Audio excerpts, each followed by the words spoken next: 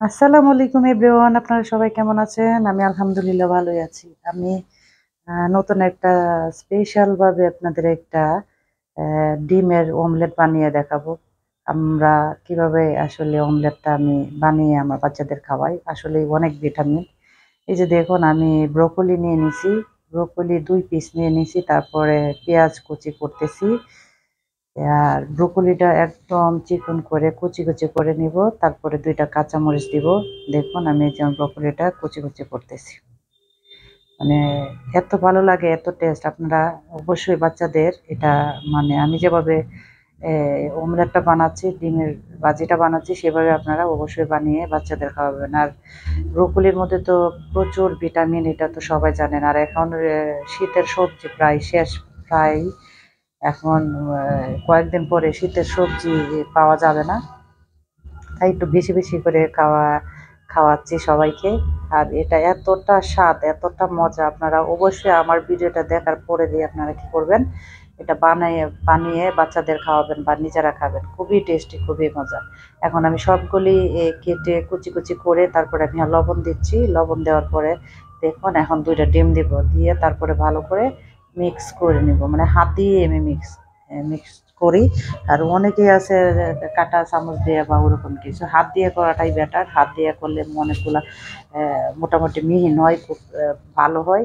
আমি হাত দিয়ে ভালো করে মেখে নিছি। নেওয়ার পরে দেখুন এই যে ডিমগুলা দিচ্ছি।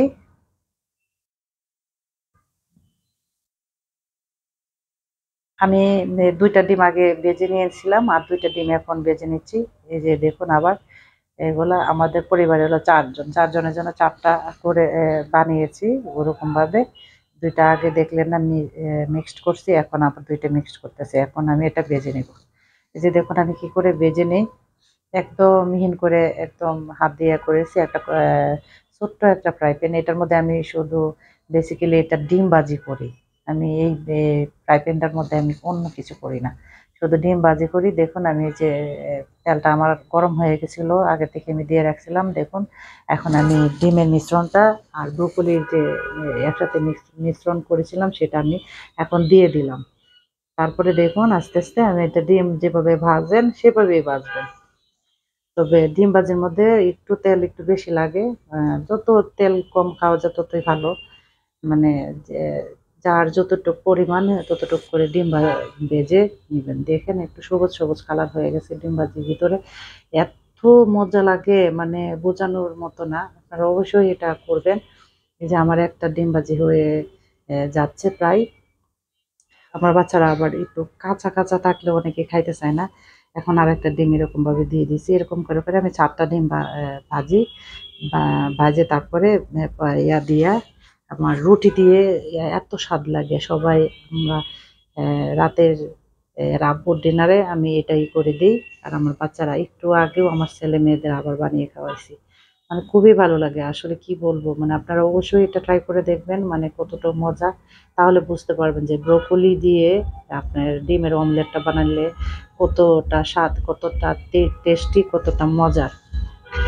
আপনারা অবশ্যই আমাদের জন্য দোয়া করবেন, আমার পরিবারের জন্য দোয়া করবেন। যারা বাচ্চারা ডিম খেতে চায় না তাদেরকে এভাবে বানিয়ে দিয়ে খাওয়াবেন, দেখবেন কত মানে স্বাদ পাবে, কত মজা করে খাবে বাচ্চারা। আর আপনারা সবাই ভালো থাকবেন, সুস্থ থাকবেন, আমাদের জন্য দোয়া করবেন। এই যে আমি বানিয়ে নিয়ে এসেছি। এই যে দেখুন, ভালো থাকবেন। আল্লাহ হাফেজ।